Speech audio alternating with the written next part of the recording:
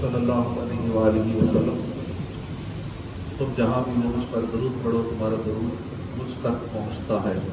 صلو علی الحبیب صلی اللہ تعالی علی محمد۔ صبح کے اس مدنی حلقے میں مختلف موضوعات پہ ہم سیکھتے ہیں، فرض علوم میں سے بھی سیکھتے ہیں، دیگر نمازوں میں بھی جو درس و بیان ہوتے ہیں اس میں بھی مختلف ٹاپکس پہ ہمیں سیکھنے کا موقع ملتا ہے۔ سیکھ کر بندہ غلطیوں سے بچ سکتا ہے، نہ سیکھ کر کئی طرح کی پریشانیوں کا سامنا ہو سکتا ہے۔ جیسے لوگ حج عمرہ کی سعادت حاصل کرتے ہیں، حج کے لیے بھی لوگ کی درخواستیں ہو چکی ہیں، حج کے لیے جائیں گے، اگر بغیر سیکھے حج کریں گے بہت ساری غلطیاں کریں گے، بغیر سیکھے عمرہ کریں گے بہت ساری غلطیاں کریں گے۔ ہمارے نمازیوں میں سے کچھ دن پہلے عمرے پہ گئے اور رات کو انہوں نے مسئلہ پوچھا کہ میں نے دوبارہ عمرہ کیا اور حلق نہیں کروایا، احرام اتار دیا، سارے معاملات باقی شروع کر دیے بغیر حلق کرائے۔ تاکہ حلق نہ کرائیں تو احرام کی پابندیاں ختم نہیں ہوتی، سارے معاملات کرنے کے بعد۔ اور چونکہ صحیح سیکھا نہیں انہوں نے، لوگ سمجھتے ہیں شاید ایک دو ٹریننگ سیشنز کر لیں گے تو بس وہی کافی ہے، ہمیں سارا کچھ آ گیا۔ نالج از سلو پروسیس، تھوڑا تھوڑا کر کے سیکھتے رہے تو وہ ذرا صحیح طریقے سے آئے گا۔ ایک ہی بڑا کوئی سیشن سیمینار اٹینڈ کر لیا، کہا کہ مجھے سارا آ گیا ہے، سارا عمرہ آ گیا ہے، سارا حج کے طریقے آ گئے ہیں، تو ایسا نہیں ہوتا، ذہن سے نکل جاتی ہے۔ تو اس لیے علم دین ہمیں سیکھنا چاہیے۔ یہ تو چلو حج عمرے کا معاملہ ہے، آئے دن ہمیں روزمرہ کے معاملات سے واسطہ پڑتا ہے۔ دکاندار ہے تو اس نے خرید و فروخت کا معاملہ روز کرنا ہے، نمازی ہے تو اس نے روز نمازیں پڑھنی ہے۔ اب اس میں جو روز غلطیاں کرے گا، سیکھے گا نہیں تو پھر گناہ گار ہوگا۔ اسی طرح اعتکاف کرنے والا ہے تو اس کو پتہ ہوگا اگر میرا اعتکاف کن باتوں سے ٹوٹے گا، ٹوٹ جائے گا تو اب میں کیا کروں، قضا کیسے کروں اعتکاف کی۔ غلطی سے اعتکاف ٹوٹ گیا، خارج مسجد چلے گئے، کوئی ایسا کام کر دیا جس سے اعتکاف ٹوٹ گیا، اب پریشان ہوتے ہیں، اس سے پوچھا اس سے پوچھا، اب کیا کریں جی، کیا ہوگا۔ روزے کے مسائل ہیں، اب ہم کب سے سکھا رہے ہیں، کیونکہ رمضان سے پہلے سے شاید ہم نے یہ سلسلہ شروع کر دیا تھا کہ روزہ کن باتوں سے ٹوٹ جاتا ہے، روزے میں یہ احتیاط کرنی چاہیے، ایسا کرنا چاہیے، لیکن شاید کئیوں کی توجہ نہیں ہوتی۔ جب وہ معاملہ پیش آتا ہے تو وہی باتیں حالانکہ بتائی جا چکی ہوتی ہیں، لیکن یا تو سنتے نہیں ہیں، یا سیکھتے نہیں ہیں، یا یاد نہیں کرتے، یا اس کو اہمیت نہیں دے رہے ہوتے۔ یہاں سے جو بھی بات سکھائی جا رہی ہوتی ہے وہ باتیں ہوتی ہیں جو اپنی زندگی میں واسطہ پڑنا ہے، جس کو اپلائی کرنا ہوتا ہے۔ تو روزے سے متعلق لوگ وہی بیسک کوشچن بار بار کرتے ہیں، بھاپ لینے سے جیسے روزہ ٹوٹتا ہے، نہیں ایک سوال یہ آیا۔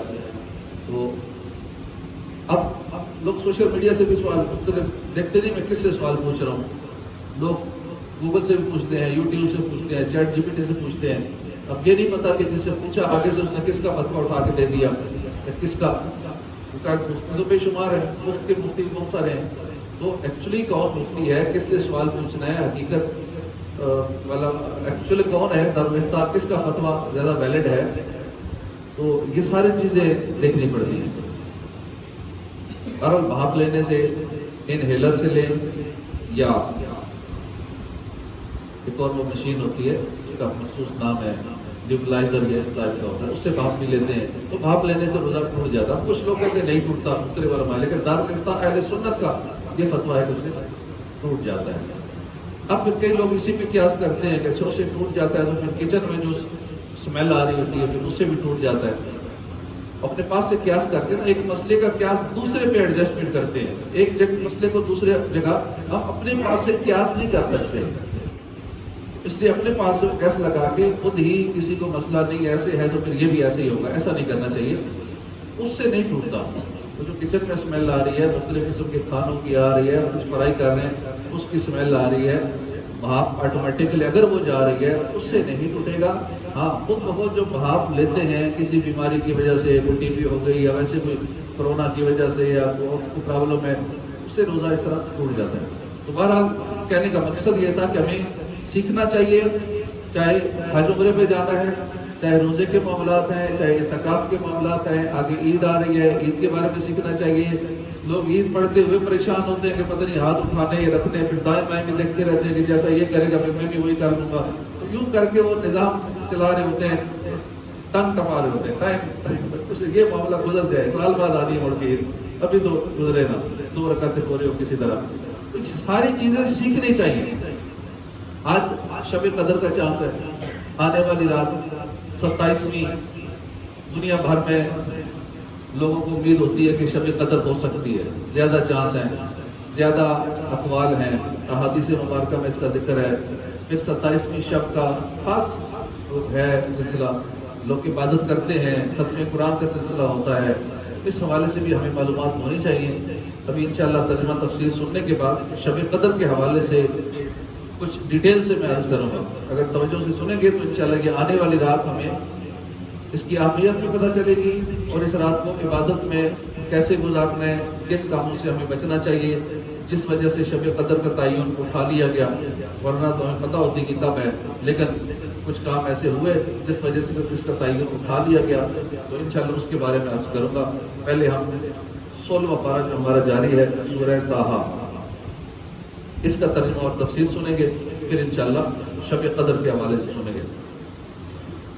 اعوذ باللہ من الشیطان الرجیم، بسم اللہ الرحمن الرحیم. فقلنا یا آدم ان هذا عدو لك ولزوجك فلا يخرجنكما من الجنة فتشقى إن لك ألا تجوع فيها ولا تعرى وأنك لا تظمأ فيها ولا تضحى. فوسوس إليه الشيطان قال يا آدم هل أدلك على شجرة الخلد وملك لا يبلى. اللہ کے نام سے شروع، جو مہربان رحمت والا.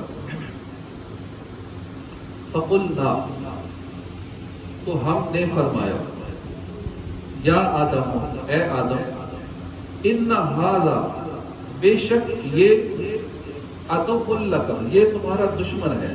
لک تمہارا، عدو لک یہ تمہارا دشمن ہے. ولزوجک اور تمہاری زوجہ کا بھی، تمہاری بیوی کا بھی دشمن ہے. فلا یخرجنکما، تو وہ ہرگز نہ نکال دے تم دونوں کو، من الجنہ، جنت سے. فتشقى، اگر ایسا ہوا تو پھر تم مشقت میں پڑ جاؤ گے. ان لک، بے شک تیرے لیے، اللہ تجوع، یہ ہے کہ بھوکا نہ ہوگا، فیہا ولا تعرى، اس جنت میں نہ بے لباس ہوگا. جنت میں نہ بھوکا ہوگا نہ بے لباس ہوگا. وَأَنَّكَ لَا تَظْمَأُ، بے شک تو پیاسا نہ ہوگا، فِيهَا وَلَا تَضْحَىٰ، اور نہ تجھے بھوک لگے گی. فَوَسْوَسَ، تو وسوسہ ڈالا، الیہ الشیطان، اس کی طرف شیطان نے. قال یا آدم، کہنے لگا اے آدم، هل أدلك، کیا میں تمہاری رہنمائی کروں، علی شجرۃ الخلد، ہمیشہ رہنے کے درخت پر، وملک لا یبلی، اور ایسی بادشاہی پر جو فنا نہ ہوگی. فاکلا، تو ان دونوں نے کھا لیا، منہا، اس درخت سے، فبدت، تو ظاہر ہو گئے، لہما، سوآتہما، ان کے لیے ان کے شرم کے مقام ظاہر ہو گئے. وطفقا یخصفان، اور وہ چپکانے لگ گئے، علیہما، اپنے اوپر، من ورق الجنہ، ورق الجنہ، جنت کے پتے، جنت کے پتوں سے اپنے اوپر وہ چپکانے لگ گئے. وعصا، اور لفظش واقع ہوئی آدم سے، ربہ فغوا، اپنے رب کے حکم میں، تو اس نے اپنے مقصد کی راہ نہ پائی. ترجمہ کنز العرفان. تو ہم نے فرمایا اے آدم، بے شک یہ تیرا اور تیری بیوی کا دشمن ہے، تو یہ ہرگز تم دونوں کو جنت سے نہ نکال دے، ورنہ تو مشقت میں پڑ جائے گا. بے شک تیرے لیے جنت میں یہ ہے کہ نہ تو بھوکا ہوگا نہ ننگا ہوگا، اور یہ کہ نہ کبھی اس میں پیاسا ہوگا، نہ تجھے بھوک لگے گی. فقلنا یا آدم، ہم نے فرمایا اے آدم. اس آیت اور اس کے بعد والی 2 آیت کا خلاصہ یہ ہے کہ ابلیس کے انکار کرنے کے بعد اللہ تعالیٰ نے حضرت آدم علیہ السلام سے فرمایا اے آدم بے شک یہ ابلیس تیرا اور تیری بیوی کا دشمن ہے، تو یہ ہرگز تم دونوں کو جنت سے نکال دیے جانے کا سبب نہ بن جائے ورنہ تم مشقت میں پڑ جاؤ گے. اور اپنی غذا اور خوراک کے ذریعے خوراک کے لیے زمین جوتنے، کھیتی کرنے، دانا نکالنے، پیسنے، پکانے کی محنت میں مبتلا ہو جاؤ گے. دیکھو نا، کھانا پینا فری مل جائے، لباس فری مل جائے، اتنی ٹینشن ہی ختم ہو جاتی ہے. دن رات لگے ہوئے ہیں کھانے پینے کے لیے، لباس کے لیے، گرمی سردی کے لیے. لیکن جنت میں رہتے تو ہمیں کوئی ٹینشن نہیں تھی، وہاں لباس بھی فری میں ہے بغیر کسی محنت کے، اور کھانا پینا سارے معاملات ساری سہولتیں بغیر کچھ کرنے کی ضرورت نہیں. اب یہاں آ کے جب انسان زمین پر آئے تو کھانے پکانے کے لیے پہلے فصل لگاؤ، بیج ڈالو، کھیتی تیار کرو، پھر سارے معاملات، پھر فصل تیار ہو چکی ہے. جیسے بھی جنت تیار ہے، رمضان کے اندر تو اس کی وہ کرانا پڑ رہا ہے ورنہ فصل سوکھ کے ضائع ہو جائے گی. روزے کی حالت میں بھی تھریشر اور مشینیں لگوانی پڑ رہی ہیں، کتنی مشقت کرنی پڑ رہی ہے. لیکن جنت میں یہ ساری تکلیفیں نہیں تھی، نہ ہوں گی. انشاءاللہ ہم جنت میں جائیں گے اللہ کے محبوب کی شفاعت سے، اللہ کے فضل و کرم سے، اس کی رحمت سے. تو انشاءاللہ وہاں کوئی پریشانی نہ کمانے کی، نہ دکانداری، نہ کوئی جاب، نہ کوئی اور معاملہ. تو بالکل آرام سکون کی لائف ہوگی اور ہمیشہ کے لیے وہ زندگی ہے، پرسکون زندگی ہے. لیکن اس کے لیے ابھی سے مشقت کرنی پڑے گی. تو ہل جوتنے کی، زمین جوتنے کی، کھیتی کرنے کی، دانا نکالنے کی، دانوں کو پیسنے کی، پکانے کی، اس محنت میں مبتلا ہو جاؤ گے. بے شک تیرے لیے یہ ہے کہ تو جنت میں بھوکا نہیں ہوگا، کیونکہ جنت کی تمام نعمتیں ہر وقت حاضر ہیں. نہ اس میں ننگا ہوگا، کیونکہ جنت کے اندر سارے لباس موجود ہیں. یہاں پر تو ایک لباس خریدنا ہونا، پاڑا سا لینا ہو لوکل سا تو 2,500 3,000 کا ہے، اور کوئی برانڈ لینا پڑ جائے تو 5,000 10,000 تو 20,000 50,000 تو یہ ایسے ریٹس ہیں. لیکن وہاں فری میں اعلیٰ سے اعلیٰ قسم کے مہنگے سے مہنگے لباس جنتوں کے لیے فری میں ہوں گے. اور تیرے لیے یہ بھی ہے کہ جنت میں کبھی بھی ایسا نہیں ہوگا، کیونکہ اس میں ہمیشہ کے لیے نہریں جاری ہیں. نہ تجھے جنت میں دھوپ لگے گی کیونکہ جنت میں سورج نہیں. اہل جنت ہمیشہ رہنے والے دراز سائے میں ہوں گے. الغرض ہر طرح کا عیش راحت جنت میں موجود ہے. اس میں محنت نہیں کرنی، کمائی نہیں کرنی، بالکل امن و سکون ہے. لہذا تم شیطان کے وسوسوں سے بچ کے رہنا. آیت نمبر 117 میں شیطان کا آدم علیہ السلام کو سجدہ نہ کرنا آپ کے ساتھ اس کی دشمنی کی دلیل قرار دیا گیا. یہاں اس دشمنی کی وجہ وضاحت سے بیان کی جاتی ہے. جب ابلیس نے آدم علیہ السلام پر اللہ کا انعام و اکرام دیکھا تو وہ حسد کرنے لگا، اور یہ حسد اس کی دشمنی کا سبب بنا. اس سے معلوم ہوا کہ جب کسی سے حسد ہو جائے تو وہ اس کا دشمن بن جاتا ہے اور وہ اس کی ہلاکت چاہتا ہے اور اس کا حال خراب کرنے کی کوشش کرتا ہے. حسد کیوں ہوتا ہے؟ اس کو یہ نعمت کیوں مل گئی، یہ فلاں عہدہ کیوں مل گیا، اس کو زیادہ دولت کیوں مل گئی، یہ زیادہ خوبصورت کیوں ہے، اس کا اچھا کاروبار کیوں چل رہا ہے. ساتھ والے حسد کرنا شروع کر دیں گے، میری دکان اس کے ساتھ ہی ہے لیکن میری طرف گاہک نہیں آتا، سارے گاہک اس دکان میں چلے جاتے ہیں، جو چیزیں میں نے دکان میں رکھی ہوئی ہے تم نہ رکھنا. مطلب دنیا میں ایک عجیب و غریب سلسلے، حسد کا سلسلہ، اور پھر یہاں سے دشمنی کا سلسلہ آگے شروع ہوتا ہے. اللہ پاک ہمیں حسد سے بچائے. ان آیات سے 3 باتیں معلوم ہیں. فضل و شرف والے کی فضیلت کو تسلیم نہ کرنا. بھئی اللہ نے کسی کو عزت دی ہے مان لو، کسی کو دولت دی ہے خیر مان لو، کسی کو حسن دی ہے اپنے سے زیادہ دی ہے تو مان لو ٹھیک اللہ اور دے دو. کیوں حسد کی آگ میں جلتے رہو گے؟ نہیں میرے پاس یہ کیوں نہیں ہے، نہیں ہے، نہیں ہے. آگ میں تو جلتا رہتا ہے، پھر دشمنی میں آگے غیبتیں، چغلیاں، اپنی آخرت خراب کرتا ہے. حسد اور عداوت کی یہ دلیل ہے کہ جب بندہ کسی کی فضل و شرف کو، کسی نعمت کو، اس پہ اعتراضات کرتا ہے، اس کو تسلیم نہیں کرتا، احترام بجا نہیں لاتا، تعظیم نہیں کرتا. آدم علیہ السلام اسی مشہور جنت میں رکھے گئے تھے جو بعد قیامت نیکوں کو عطا ہوگی. وہ کوئی دنیاوی باغ نہ تھا کہ اس باغ میں تو دھوپ بھی ہوتی ہے اور وہاں بھوک بھی لگتی ہے. جنتی نعمتوں کی بڑی اہمیت ہے، اس لیے ہر مسلمان کو چاہیے کہ وہ ان نعمتوں کی قدر کرے शैतान की पैरवी करके इन अजीम नेमतों से खुद को महरूम न करे। शैतान की बात अगर मानेंगे हम, शैतान कहता नमाज नहीं पढ़नी, हम कहते खैर है सोए रहो नहीं पढ़नी। जब शैतान की मानेंगे तो फिर जन्नत की नेमतें नहीं मिलेंगी। शैतान कहता बदनिकाही करो, ये फलां गुनाह करो, बड़ी लज्जत है, हराम कमाओ, सूद खाओ, ये करो, कम तोलो, लोगों से धोखा फराड करो, लड़ाई झगड़े करो, मुझसे हसद कीना रखो, दिल में कीना छुपाए रखो दूसरों का। और ये सारा शैतान करवाता है। हम चुप करके शैतान की माने जा रहे हैं। शैतान की मानेंगे तो हमारा दुश्मन है, वो ये नहीं चाहता कि हम जन्नत की नेमतें हासिल कर पाए, तो इसलिए शैतान के नहीं मानते। और आगे तो आज़ाद होने वाले हैं, 4 दिन बाद आज़ाद हो जाएगा। जब आज़ाद होगा उसने ये पूरे महीने का गुस्सा भी निकालना है। जो 1 महीना कैद रहा उसने फिर बिफरा हुआ होगा, ईद वाले दिन ही वो कुछ करवा देगा कि सारे अमाल पे पानी फिरवा देगा, ऐसे ऐसे गुनाह करवाएगा। उसे पता है रमजान में इन्होंने कोई ना कोई नेकियां कर ली हैं, तो अब उन नेकियों को उसने ज़ाया करवा देगा। ईद वाले दिन ही इतने गुनाह करवा देगा, इतनी अल्लाह की नाफरमानियां करा देगा कि सब किए धरे पे पानी फिरवा देगा। इसलिए शैतान से हर वक्त अलर्ट रहे। हमारा सबसे बड़ा दुश्मन शैतान है।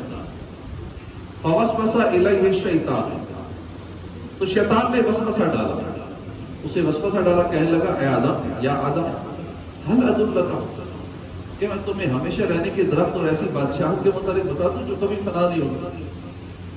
इससे पहली आयत में अल्लाह ताला ने आदम अलैहिस्सलाम की अज़मत बयान फरमाई कि उसने उन्हें फरिश्तों से सजदा करवाया। इसके बाद बयान फरमाया कि अल्लाह ताला ने आदम अलैहिस्सलाम और उनकी ज़ौजा हज़रत हव्वा रज़ियल्लाहु अन्हा को शैतान की दुश्मनी की पहचान करवा दी और जन्नती नेमतों की अहमियत बयान फरमा दी।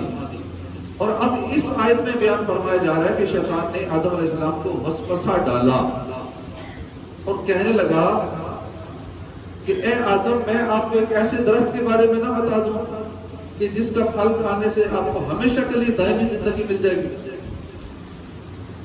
वसवसा डाला और कहा कि ऐसी बादशाहत के बारे में तुम्हें बता दूं जो कभी फना नहीं होगी, कभी जवाल नहीं आएगा।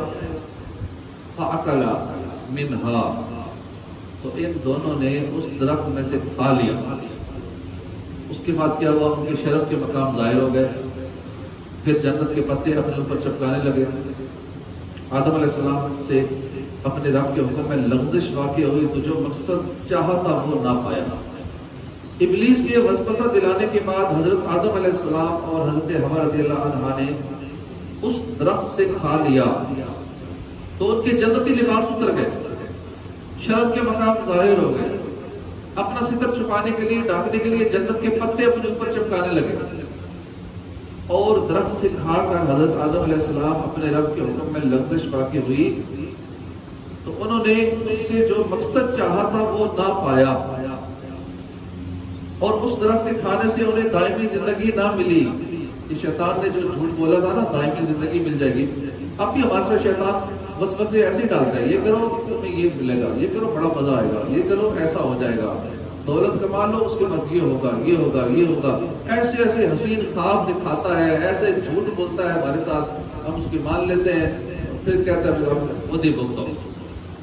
याद रहे कि आदम अलैहिस्सलाम से लग़्ज़िश का वाक़या होना और नियत से ना था, बल्कि आपका इरादा और नियत हुक्म पूरा करने और उस चीज से बचने का था जो जन्नत से निकाल दिए जाने का सबब बने। लिहाजा किसी शख्स के लिए तावील किए बगैर आदम अलैहिस्सलाम की तरफ नाफरमानी की निस्बत करना जायज़ नहीं है। ये लोग कहते हैं आदम अलैहिस्सलाम से नाफरमानी हो गई और अजीब व गरीब अल्फाज इस्तेमाल करते हैं। किसी भी नबी की शान में कोई ऐसे अल्फाज, गुस्ताखाना अल्फाज या उनकी शान में कोई ऐसी बात आती, वो ऐसी बात नहीं करनी चाहिए। अल्लाह ताला हज़रत आदम अलैहिस्सलाम से राज़ी है और आप नबुव्वत से पहले और नबुव्वत के बाद भी अल्लाह के किसी हुक्म की मुखालफत करने से मासूम है। यहाँ अंबिया किराम की इस्मत से मुतल्लिक अहले सुन्नत का अकीदा, हमारा क्या अकीदा होना चाहिए, आला हज़रत के एक कलाम का खुलासा मुलाहिज़ा हो। अहले हक यानी अहले इस्लाम और अहले सुन्नत व जमात शाहराए अकीदत पर चलकर मंजिल मकसूद को पहुंचे, जबकि सरकशी करने वाले अहले बातिल तफसीलात में डूबकर और उनमें नाहक गौर करके गुमराही के गड़े और बददीनी की गुमराहियों में जा पड़े। انہوں نے کہیں دیکھا واسا آدم اور ربہ فغوا کہ اس میں عصیاں اور بظاہر اللہ کے حکم کی تعمیل سے روگردانی کی نسبت آدم علیہ السلام کی جانب کی گئی. کہیں سنا لیغفر لک اللہ ما تقدم من ذنبک وما تأخر، جس سے ذنب یعنی گناہ اور اس کی بخشش کی نسبت کا حضور کی جناب والا کی جانب گمان ہوتا ہے.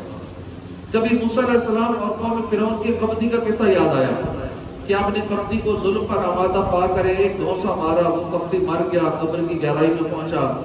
کبھی حضرت داؤد علیہ السلام اور ان کے ایک امتی اور یا کا فسانہ سن پایا، حالانکہ یہ حضرات داؤد علیہ السلام پر یہودیوں کا الزام تھا جسے انہوں نے خوب اچھالا اور عوام الناس کی زبان پر عام ہو گیا، حتیٰ کہ اس کی شہرت کی بنا پر احوال کی تحقیق اور تفتیش کیے بغیر بعض مفسرین نے اس واقعے کو منوان بیان فرما دیا، جبکہ امام راضی فرماتے ہیں کہ یہ واقعہ میری تحقیق میں سراسر باطل ہے، لغو ہے. غصب بے عقل بے دین بد عقلوں نے یہ افسانہ سن پایا تو چونو چرا کرنے لگے.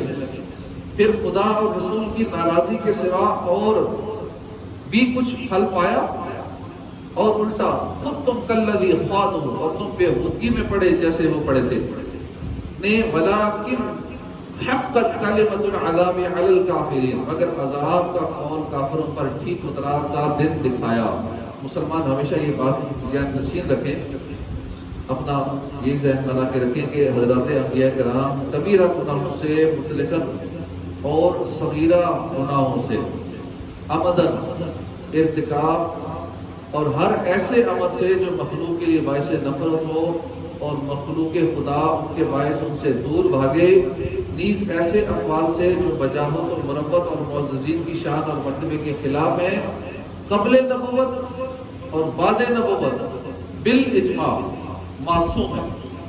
تمام انبیاء کرام معصوم ہیں، لیکن بعض لوگ جو گناہوں کی نسبت نبیوں کی طرف کر دیتے ہیں، ایسے بد مذہب جو سرکار کی شان میں بھی ایسی گستاخی کر دیتے ہیں کہ اللہ نے آپ کے گناہوں کو معاف کر دیا، آپ کے اگلے گناہوں کو پچھلے گناہوں کو معاف کر دیا، یعنی کہ گناہگار ثابت کر رہے ہیں. سردار انبیاء صلی اللہ علیہ وسلم کو گناہگار ثابت کر رہے ہیں اور ایسے ترجمے کیے ہیں انہوں نے. اسی طرح اور انبیاء کے شان میں، آدم علیہ السلام کی شان میں اس طرح کی نسبتیں کرتے ہیں، گناہگار ثابت کرنے کی کوشش کرتے ہیں. حالانکہ عقیدہ ہمارا یہ ہونا چاہیے اور اہل حق کا یہ عقیدہ تمام انبیاء معصوم ہیں، ان سے کبھی گناہ نہیں ہوا، نہ گناہ ان سے صادر ہو سکتا ہے. اللہ نے ان کو معصوم رکھا ہے. فرشتے بھی معصوم ہیں، تمام انبیاء بھی معصوم ہیں. ثم اجتباہ ربہ فتاب علیہ وہدی، پھر اس کے رب نے اسے چن لیا، اس پر اپنی رحمت سے رجوع فرمایا، خصوصی قرب کا راستہ دکھایا. زمین پر تشریف آوری کے بعد آدم علیہ السلام کی توفیق سے توبہ استغفار میں مشغول ہوئے، اور جب انہوں نے اللہ کی بارگاہ میں سرکار دو عالم صلی اللہ علیہ وسلم کے وسیلے سے دعا کی تو اللہ نے ان کی توبہ قبول فرما کر ان پر اپنی رحمت سے رجوع فرمایا اور انہوں نے اپنا خاص قرب دکھایا. آدم علیہ السلام جب دنیا میں تشریف لائے تو مختلف روایات ہیں. ایک قدم ان کا سری لنکا میں ایک پہاڑ ہے، اس کو ایڈمز پیک کہتے ہیں، آدم علیہ السلام والی چوٹی. تو اس پہاڑ پر آدم علیہ السلام کے قدم کا نشان ہے. وہاں ہمیں چڑھنے میں تقریباً ہمیں 3-4 گھنٹے لگتے تھے، اچھا خاصا سفر ہے. اس پہ چڑھ کے ہم نے آدم علیہ السلام کے اس قدم کی زیارت کی جہاں جب آپ دنیا میں تشریف لائے تھے تو ادھر قدم آپ کو پڑا تھا، تقریباً اتنا بڑا قدم ہے. وہ نشان آدم علیہ السلام کے قدم کا تھا. اللہ پاک ہمیں تمام انبیاء کرام کی سچی محبت نصیب فرمائے. آمین بجاہ النبی الامین صلی اللہ تعالی علیہ وآلہ وسلم.